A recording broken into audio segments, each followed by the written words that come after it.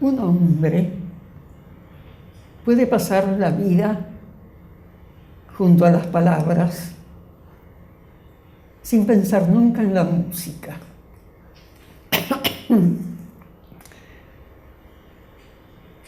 Y otro hombre, es cierto, puede pasar la vida junto a la música sin pensar nunca en las palabras.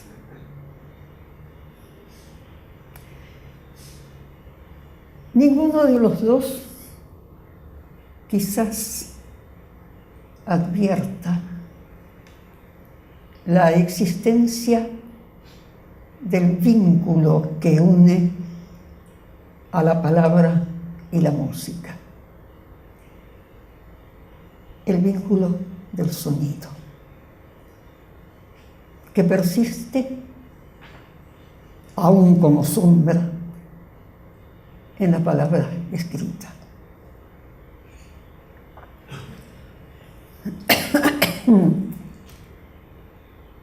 Este es el punto de partida de una gran historia, hecha de muchas historias. Me pareció que el lugar destinado para decir la que voy a contarles ahora era este lugar, el de una biblioteca poblada por los sonidos silenciosos de sus libros.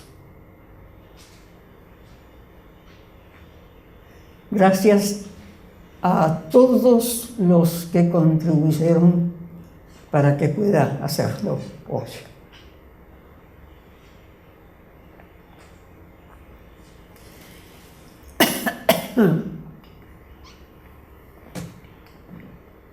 Hace años conocí a un joven músico que, con dos compañeros, venía a casa los fines de semana a escuchar música y para hablar de música. Los tres eran estudiantes de música. Sí, pero estudiantes de composición. Tenían gustos muy disímiles, pero rechazos muy similares. Uno de estos rechazos me producía curiosidad. El de resistirse a escuchar música unida a un texto.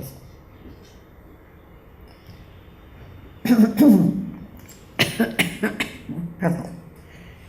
La oían, sí, pero sin poder ocultar un aire distante, como de obligada paciencia. Un día, el protagonista de esta historia, el que abrió este recuerdo, llegó con un libro que acababa de comprar. Nada extraño, era un hombre que leía. Los tres eran lectores. El libro en cuestión era un pequeño volumen de poemas de Oliverio Girondo. Lo interesante era por qué lo traía. Su profesor de composición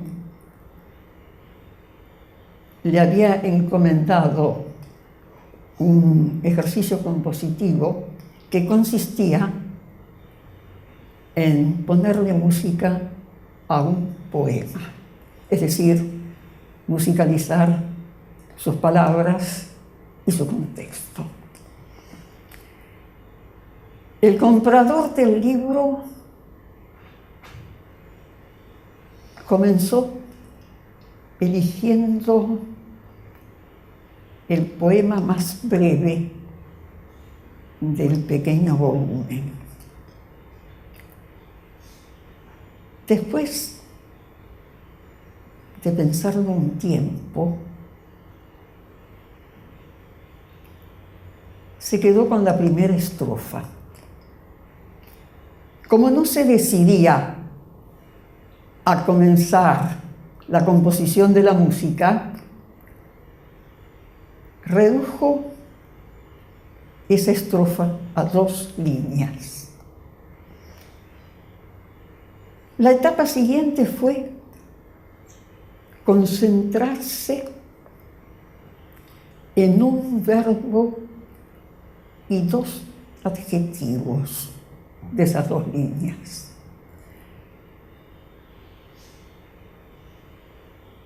Y la opción final, un salto al vacío, apoyarse únicamente en las vocales de las palabras que organizaban esas 2 líneas. Lo salvó un viaje imprevisto a Brasil, donde finalmente se estableció. Lo perdí de vista y nunca supe si, como músico, había sido vencido por un poema de Oliverio Girondo.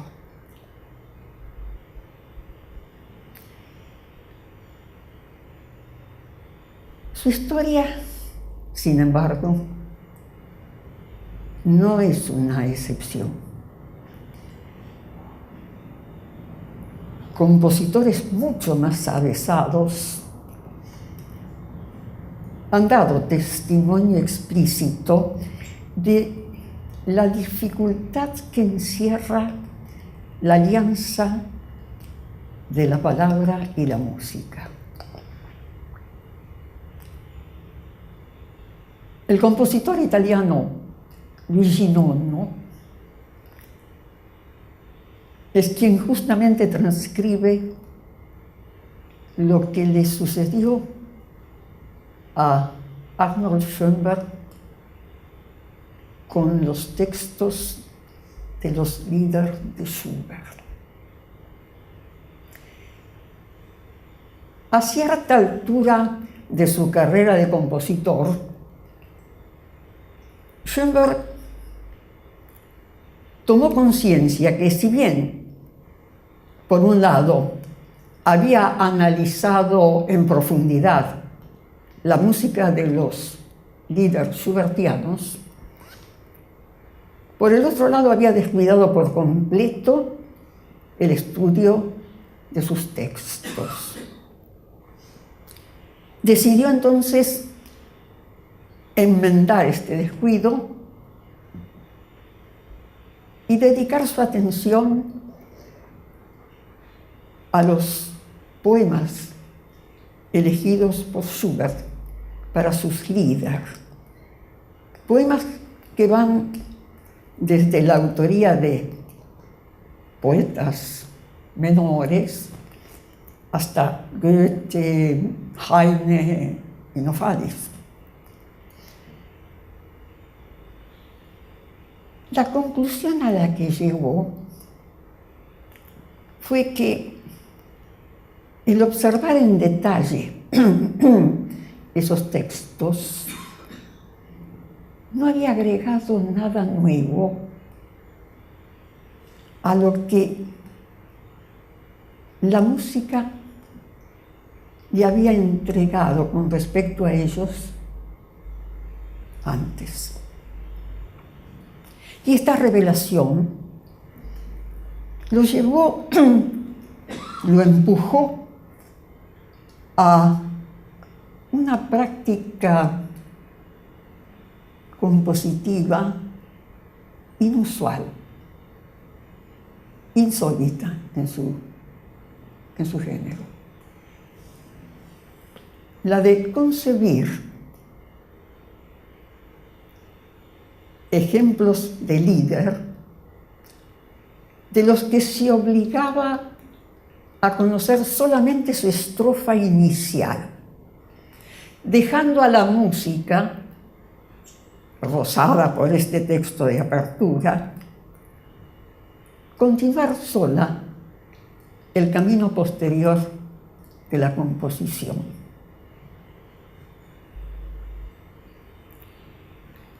Al comprobar los resultados, veía que la música no había errado el camino y que finalmente el poema entraba en ella naturalmente, como si hubiesen surgido juntos. Cosas de Schoenberg. Quizás exista entre la palabra y la música un viejo conflicto fraterno, un conflicto de orígenes y mayorazgos. El hombre cantó antes de hablar o habló antes de cantar. Por algo, el joven Sergio se inquietaba como músico ante un poema de Oliverio Gigondo. Y por algo, Stéphane Mallarmé, como poeta, se resistía a ir a Bayreuth a presenciar los dramas musicales wagnerianos, a los que concurrían anualmente, como en peregrinación, grupos de poetas franceses cercanos, muy cercanos a Mallarmé.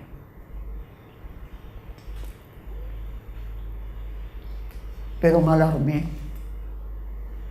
era Mallarmé. Manuales académicos y Wikipedias lo han definido como cumbre y superación del movimiento simbolista francés. Y la definición no está mal, creo. Pero mejor lo dijo el cubano José Lezama Lima, cuando señaló que la de Mallarmé es una de las más enigmáticas y poderosas escrituras que existen en la historia de las imágenes. Y agregó que sus páginas, con el murmullo de sus timbres, serán algún día alzadas para ser leídas por los dioses.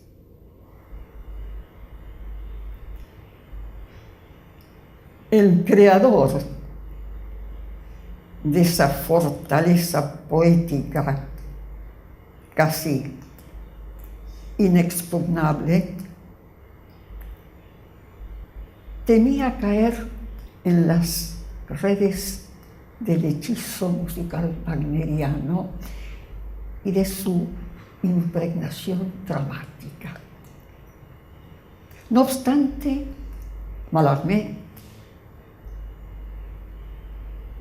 dedicó a Wagner uno de sus sonetos más crípticos, su homenaje a Wagner, precedido por un pequeño ensayo titulado Ricardo Wagner, ensoñación de un poeta francés. Pero yo pienso que quizás el mayor homenaje que Mallarmé rindió a la música wagneriana está cifrado en la resistencia que le opuso. Sabía dónde estaba el peligro. Algo que parece que también sabía Claude Debussy, quien cerró una de las pocas entrevistas que dio en su vida diciendo que había que dejar tranquilos a los grandes poetas. Tratándose de Debussy, hay que entender que lo que estaba diciendo era que la música debe dejar tranquilos a los grandes poetas. Un consejo para tener en cuenta, ¿no? Pero que él no siguió. Él mismo no lo siguió. La música de Debussy salió al encuentro de grandes poetas. Tempranamente al de Paul Verlaine y después al de Charles Baudelaire y Stéphane Mallarmé. Stéphane Mallarmé.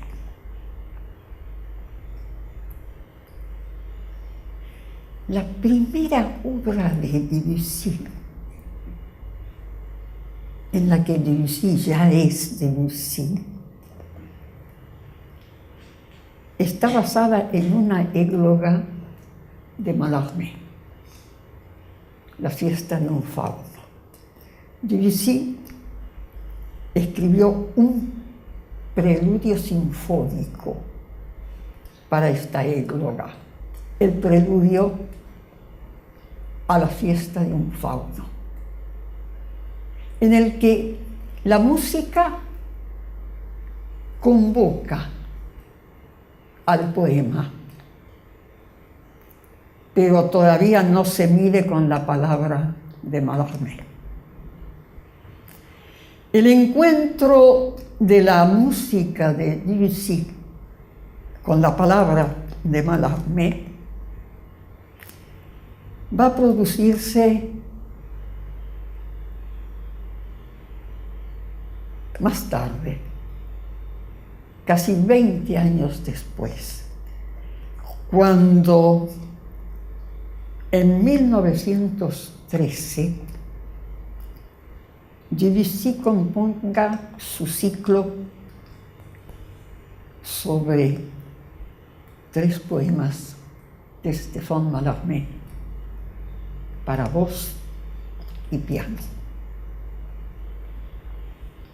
El título de la obra es ese: 3 poemas de Stéphane Mallarmé. Para que ustedes escuchen hoy aquí, elegí el poema que abre ese ciclo. Soupir, suspiro. escrito por Mallarmé en 1864. Soupir puede leerse como la hoja de ruta de la contemplación de un rostro. Los destinos de esa ruta son una frente alfombrada de pecas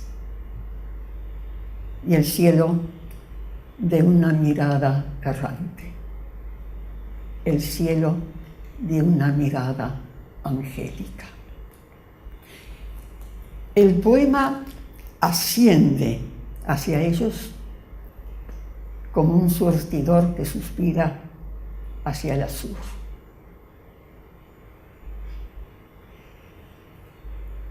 Esto es lo que nos señalan los 5 primeros versos de Soupir. ¿Dónde están los destinos y cómo se llega hacia ellos? Schoenberg diría que es suficiente para la comprensión total si nos guía la música.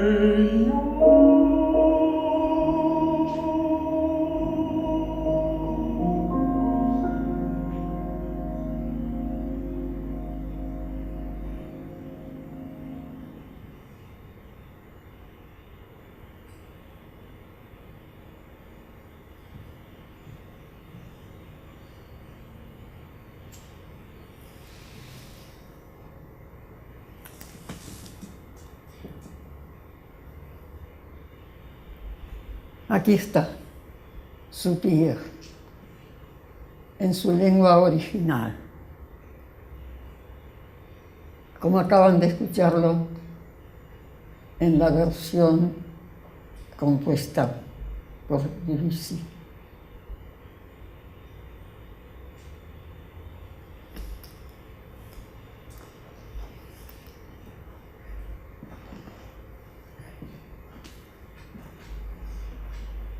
A través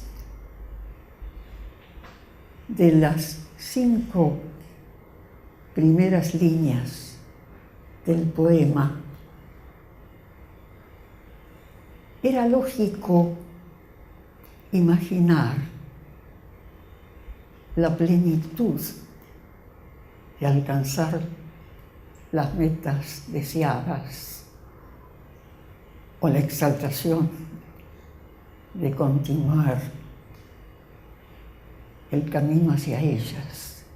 Era lógico como programa lírico de los 5 versos finales.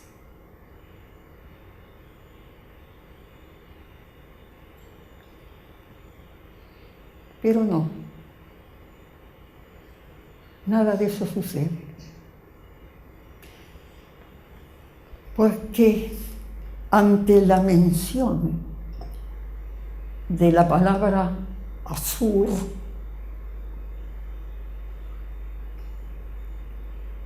se abre un guión. La palabra azul reaparece dentro del guión, pero al penetrar en él sufre una mutación. De término metafórico de comparación pasa a ser objeto de su propia contemplación, porque ahora se mira reflejado en el estanque desde donde partió el suspiro que lo alcanzó. Y allí queda, como quedó el poeta, que eligió no cerrar el guión y quedar a la deriva de un interior abierto a un intimismo sin fin.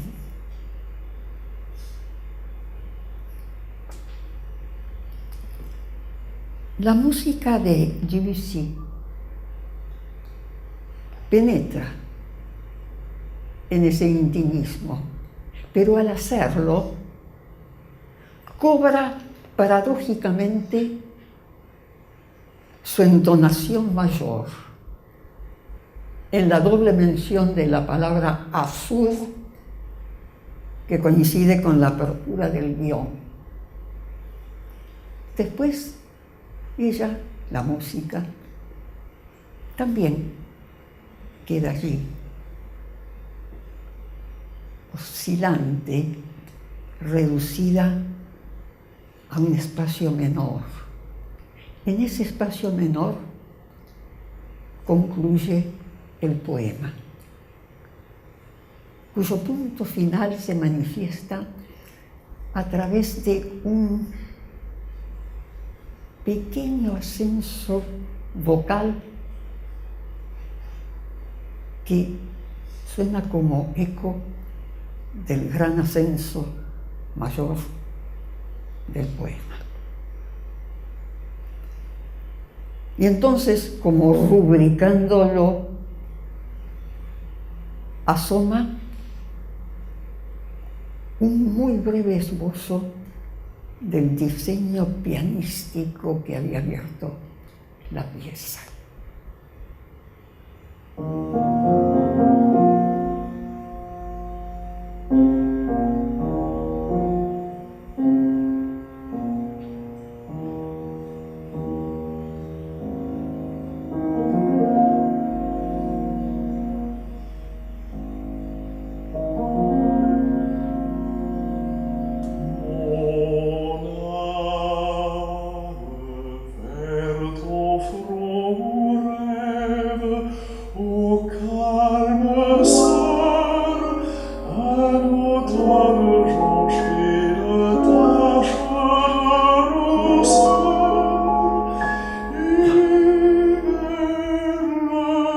ciel de ton œil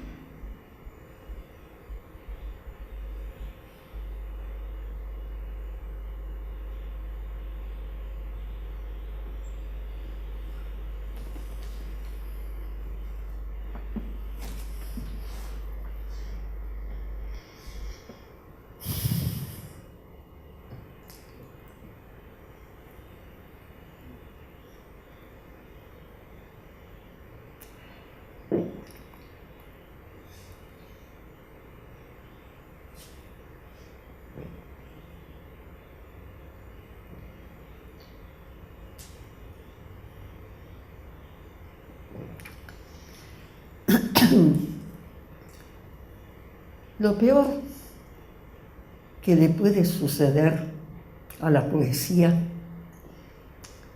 es que la traduzcan. Es un mal necesario. Dentro de los límites de esa necesidad,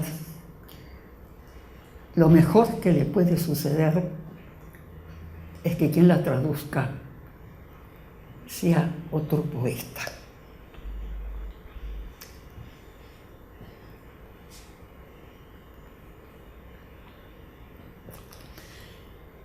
No sé si por un error tipográfico o por decisión del traductor, en este caso Juan Ramón Jiménez, lo cierto es que el guión de Mallarmé no aparece en esta traducción.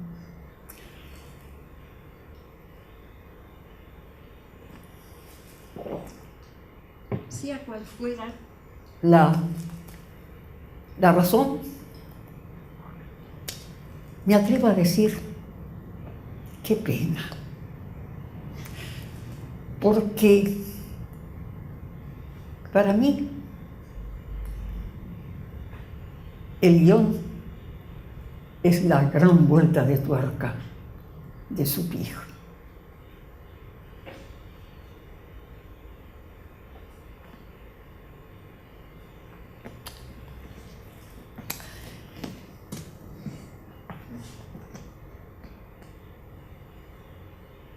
Puede resultar curioso saber que por la misma época en que Debussy componía su ciclo sobre 3 poemas de Stéphane Mallarmé, Maurice Ravel también estaba trabajando en un ciclo de 3 poemas sobre el mismo poeta.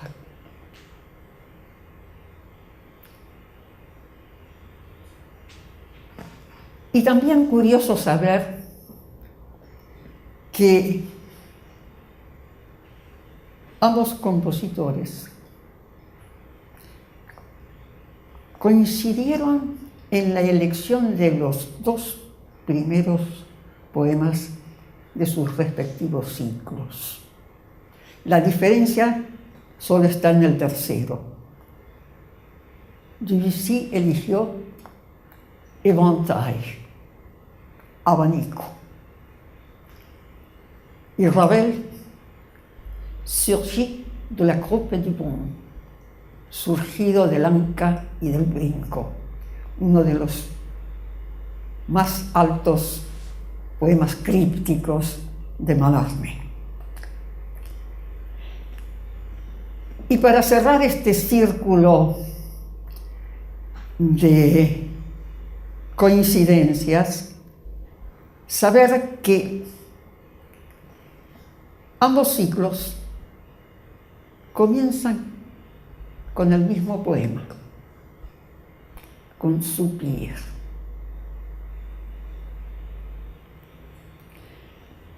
Nada de esto era casual, sino la manifestación de una tensa puja en torno de los derechos de autor de un poeta que había muerto hacía ya casi 15 años. Pero yo no voy a entrar en los pormenores de esta historia. Prefiero deslizarme por uno de sus flancos y señalar lo que para mí es su singularidad. La de que dos compositores de la talla de Debussy y Ravel hayan coincidido en medirse contemporáneamente a través de la creación de una música para una poesía que se defiende de la música.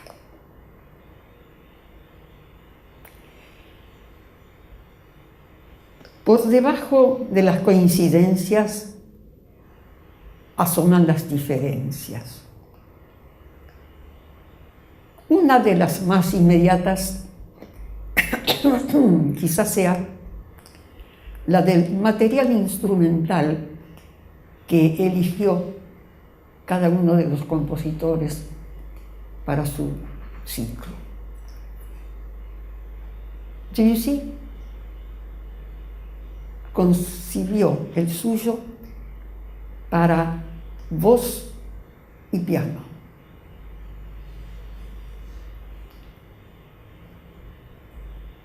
El género de la voz no está identificado ni determinado.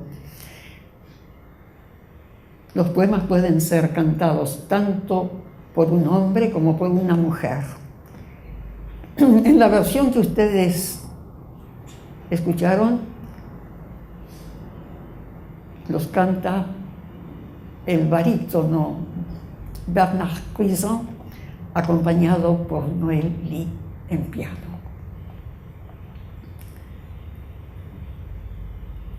Ravel, en cambio, concibió su ciclo para una voz determinada, voz femenina en registro de soprano, con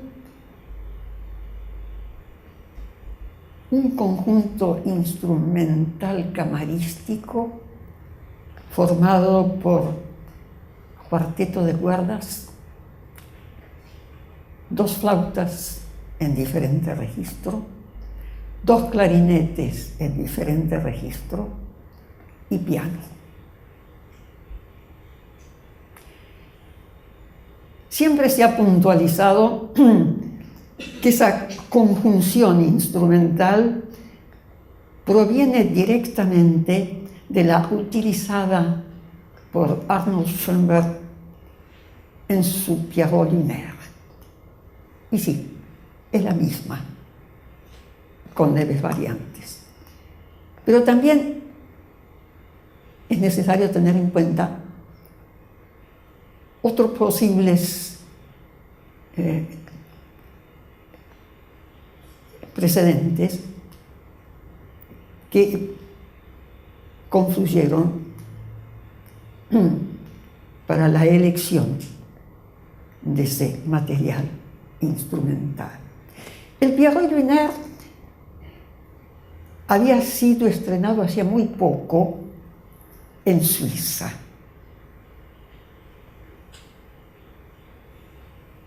Según crónicas de la época, Ravel no asistió a ese estreno.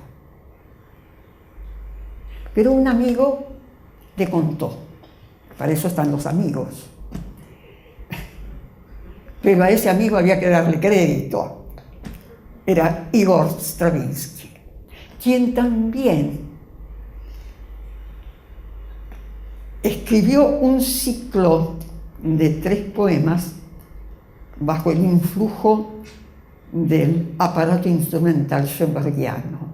Pero estos poemas no remitían a Mallarmé, sino a la lírica japonesa. Lo cautivante de esta convergencia instrumental es que haya impulsado 3 obras tan diametralmente opuestas como son el Pierrot Lunaire de Schoenberg, las 3 líricas japonesas de Stravinsky y los 3 poemas de Mallarmé de Ravel. Pero volvamos a Debussy, porque aquí está el Soupir de Ravel.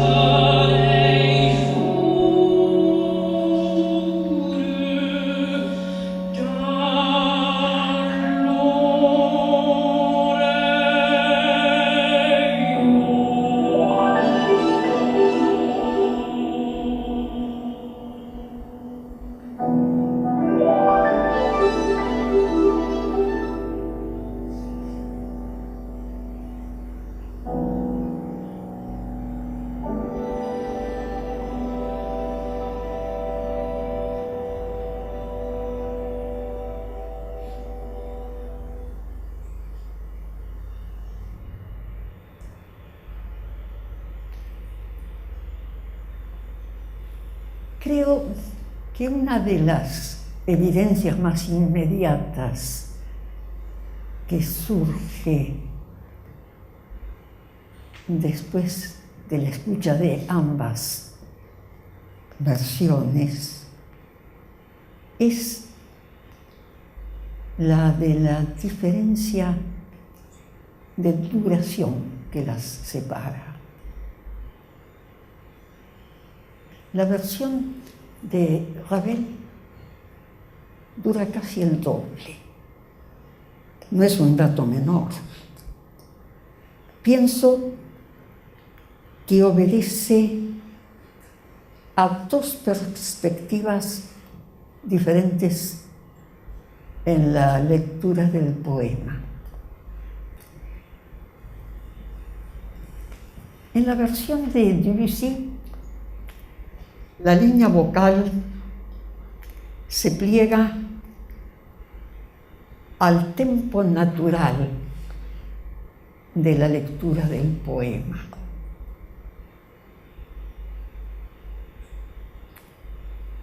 La de Ravel, en cambio, parece seguir otro tempo, que es el del ascenso contemplativo, en el que la música va colocando las palabras como si fueran mojones en el camino hacia los destinos. Una versión lee, la otra camina, y caminar hacia una meta lleva más tiempo que alcanzarla a través de la señal de la palabra.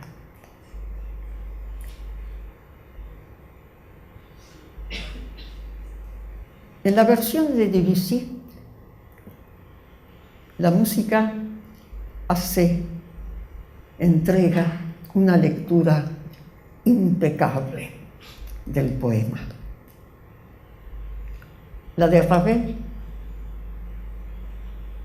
En la de Ravel,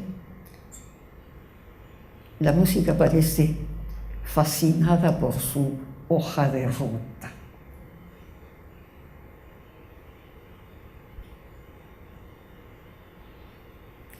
Y el guión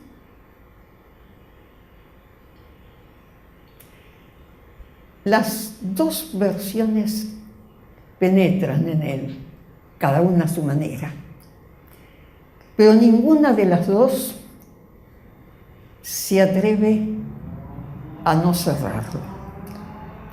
Y esto quizás se deba a que la música es más formalista que la poesía.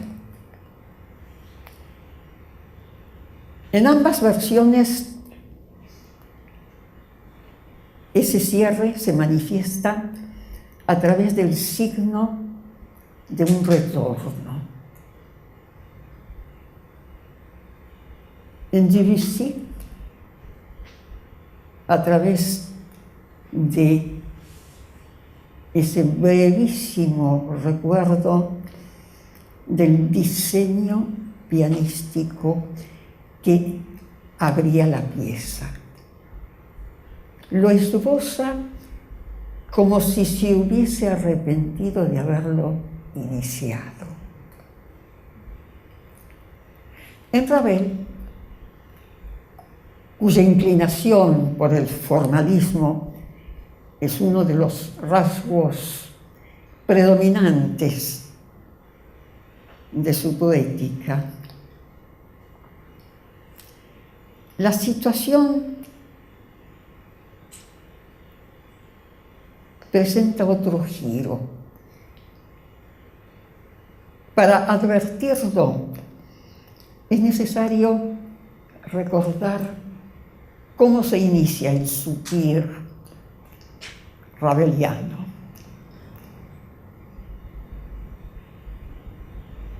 Se inicia con con esa filigrana de las cuerdas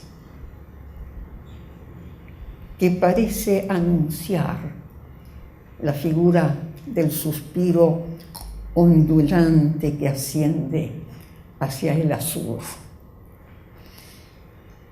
Esa filigrana funciona como una envolvente sonora en la que va a introducirse la palabra del poema.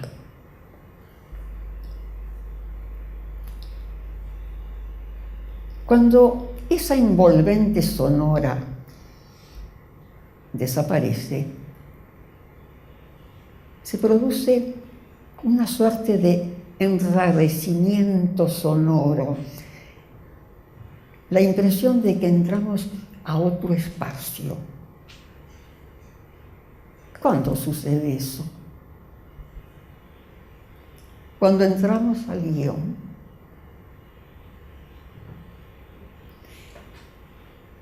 En ese espacio sin filigrana concluye el poema. Cuando el poema concluye, la filigrana reaparece, breve, entrecortada. Con ese leve gesto de retorno, la música cierra el guión. El poema quedó fuera, en el interior abierto del guión.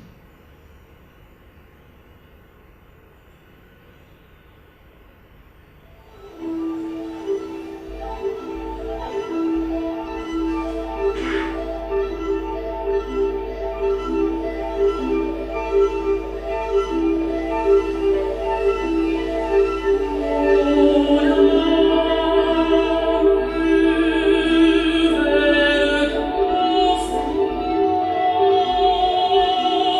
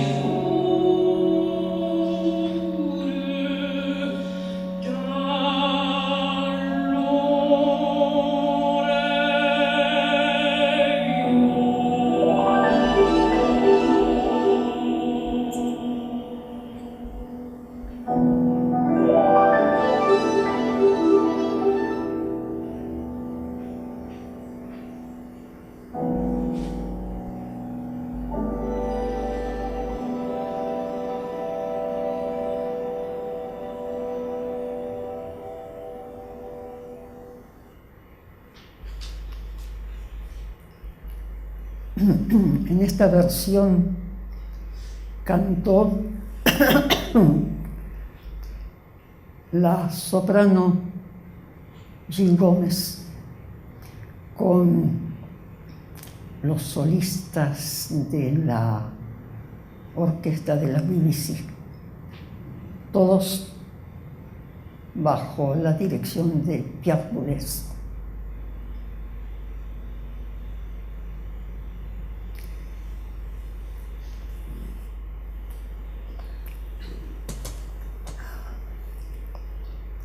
No cerrar un guión puede tener consecuencias imprevistas.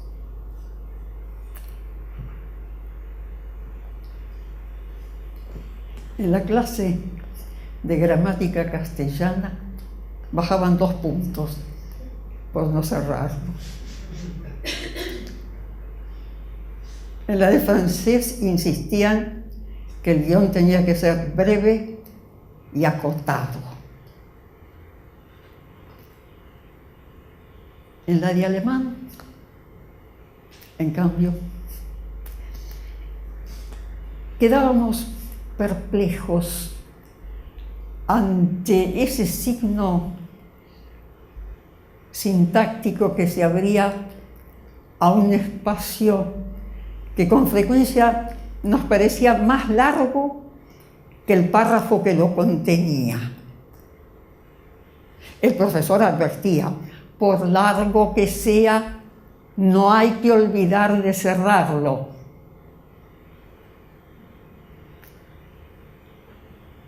Sin embargo, yo tengo la sospecha de que el idioma alemán se regocija con el guión no cerrado de Mallarmé. Y se regocija no solo porque es un símbolo de infinitud, sino porque esa infinitud en el poema está habitada por el reflejo de un rostro de estirpe germana. Sí. La frente alfombrada de pecas y el cielo de la mirada angélica son, sin duda, los de Marie Gerhardt, la joven alemana con la que el 20añero Stéphane Mallarmé se fue a Londres y con la que se casó poco después.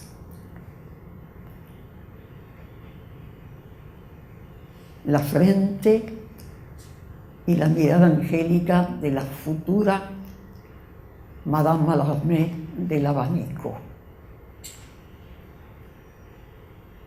Los de la calme sœur, calma hermana, que el poeta evoca en la primera línea de su Pir. Con los de otras figuras errantes, atraídas por ese espacio sin tamaño y de brújula detenida.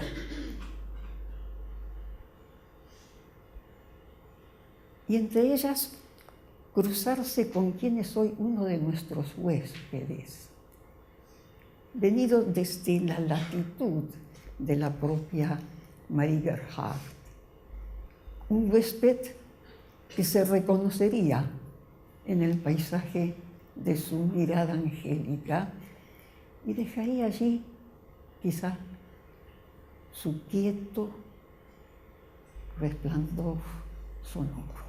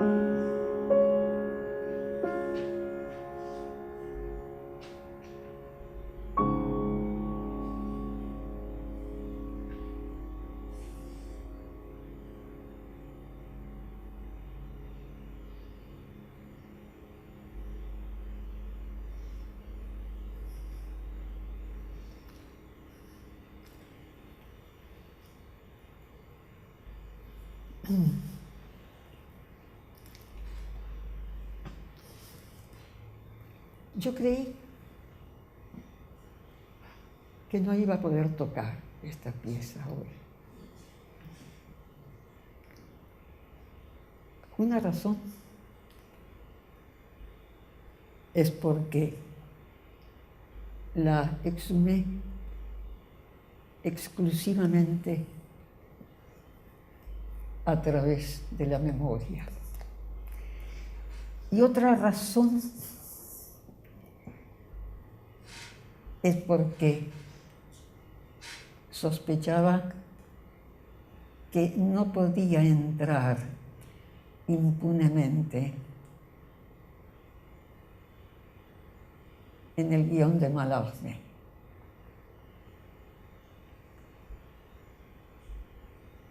Cuando toqué esta pieza en mi primer concierto importante, no pensaba en esas cosas. Al guión de Mallarmé ni lo conocía. Tenía 22 años, creo. La edad de Mallarmé cuando escribió Soupir.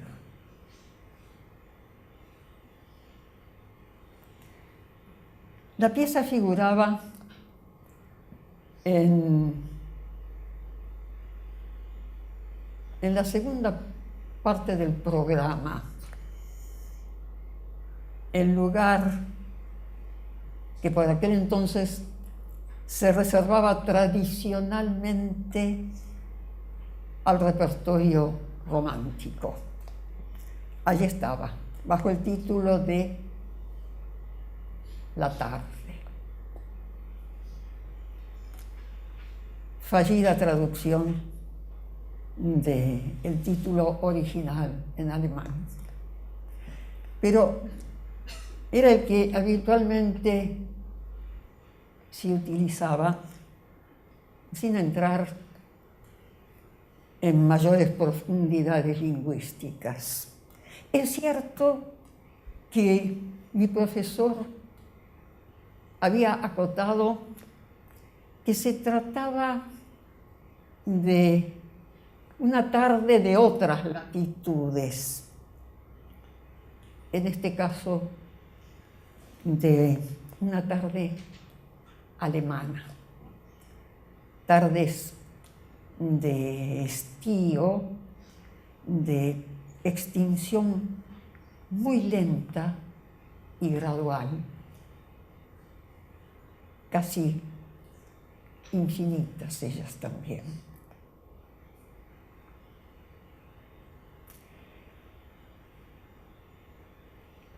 Pero la mejor explicación provino de las características del título original que le dio su memorable autor, Schumann.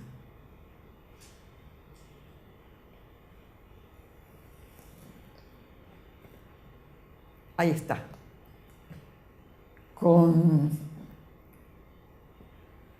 la mayúscula de su sustantivo Abend, que corresponde al sustantivo tarde en español. En ese punto la traducción había permanecido fiel, pero lo característico del título residía en la naturaleza del artículo. Más que nombrar una parte del día,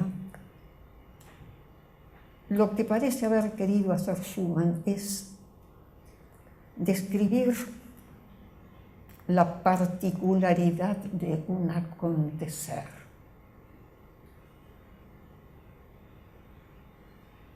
de la particularidad de un crepúsculo. Por alguna razón, prefirió nombrar a la tarde y no al crepúsculo. Quizá porque el crepúsculo ya es una particularidad de la tarde.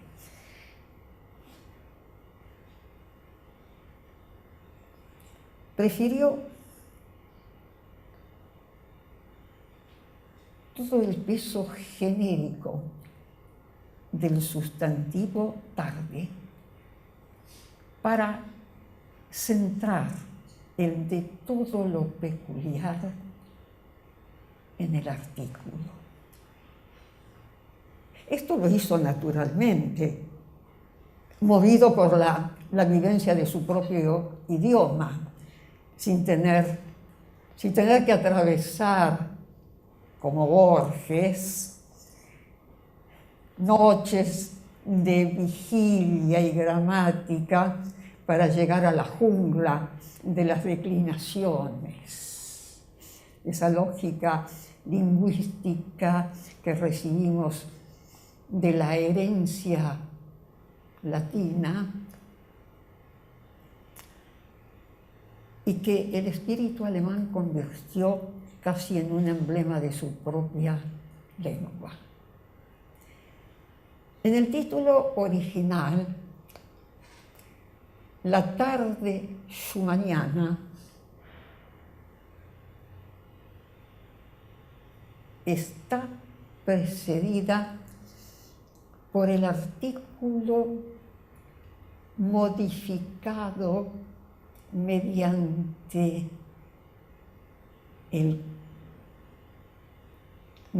la declinación del genitivo, que siempre involucra una condición de pertenencia y que en este caso suma los rasgos de lo peculiar como inherente a tal pertenencia. Entonces, des Abends, es decir, de la tarde, o como dice Aníbal, de lo que pertenece a la tarde, de las maneras de ser de la tarde, como quien dijera cosas de la tarde, entre las que estaba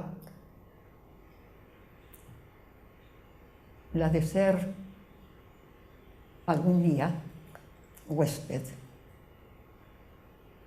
de El guión infinito de Mallarmé. Claro que cuando Schumann la concibió, des Abends aún ignoraba ese destino ulterior. Pero ya era una pieza de fantasía.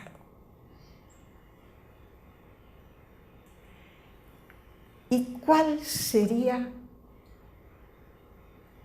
la traducción más correcta? Quizá atardecer o atardeciendo, que creo es la que figura en el programa de hoy. Como título ganó algo de precisión. Quizá perdió la postura genérica que tenía en el programa de Mi lejano concierto, pero son los males de las traducciones.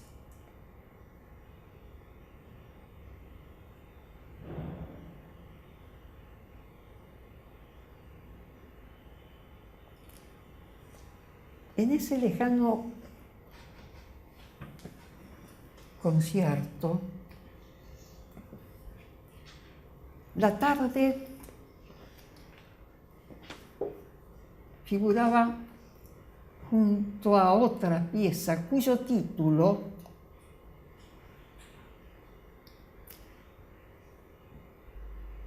La noche llevaba a considerarlas como una dupla. En realidad no lo son. Integran sí un mismo ciclo, el de las piezas de fantasía Opus 12, escritas por Schumann en 1837, pero no son consecutivas en el orden de las series del ciclo. Sin embargo, existe algo que las vincula y las une, y no solo porque la noche sigue al día, sino porque ese vínculo se establece aquí por una contraposición que las complementa. A la inversa de lo que me sucedía con la tarde, el título de esta otra pieza me generaba un sentimiento de confusión. La sola mención de la noche me ponía automáticamente en un estado de calma contemplativa. Pero la música no adhería a esa visión.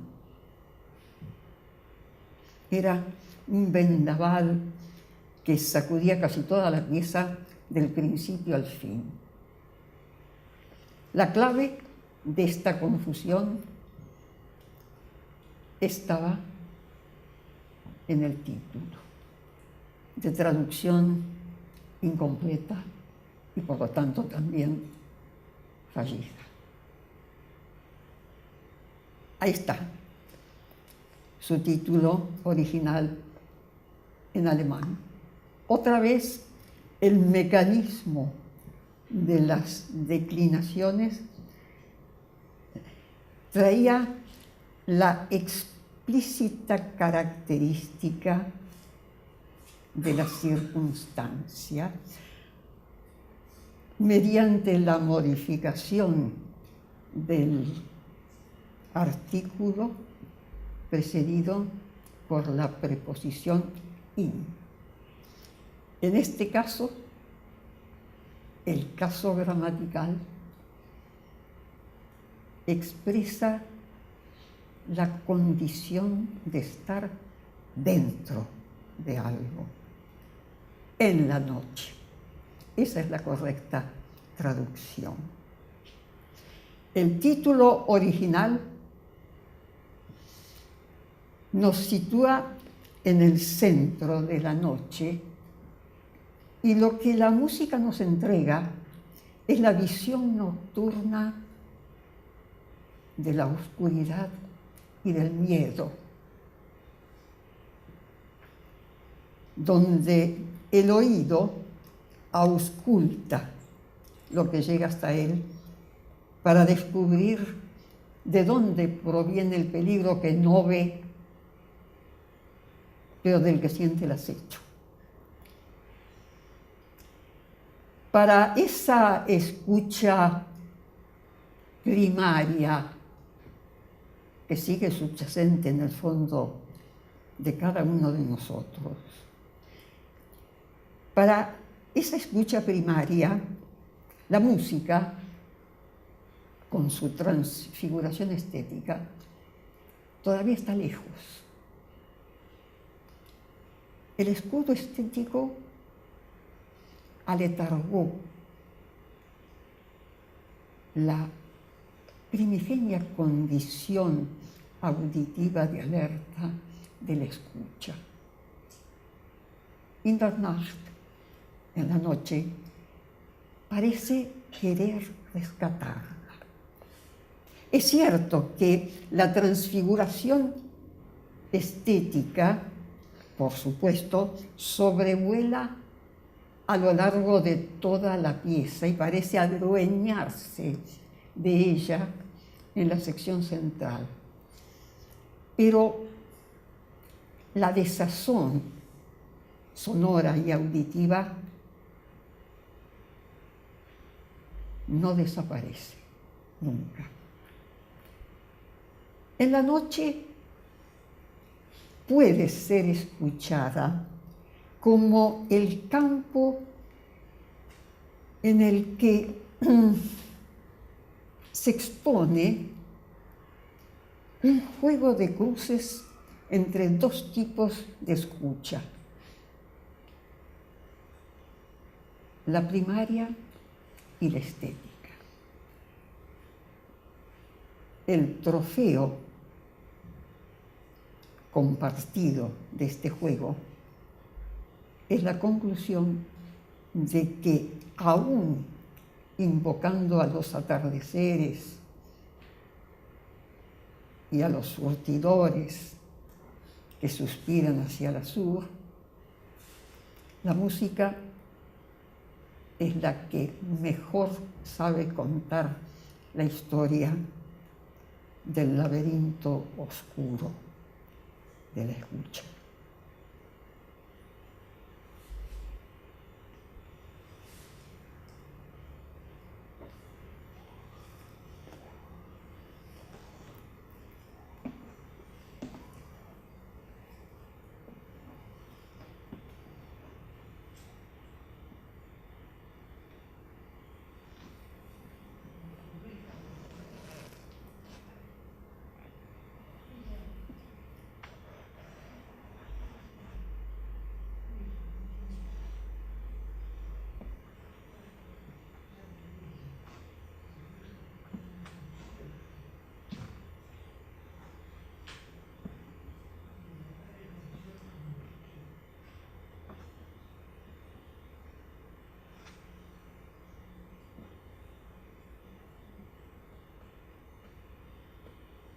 Hay un texto.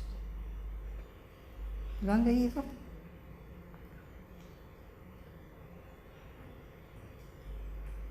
Es un texto de Nietzsche.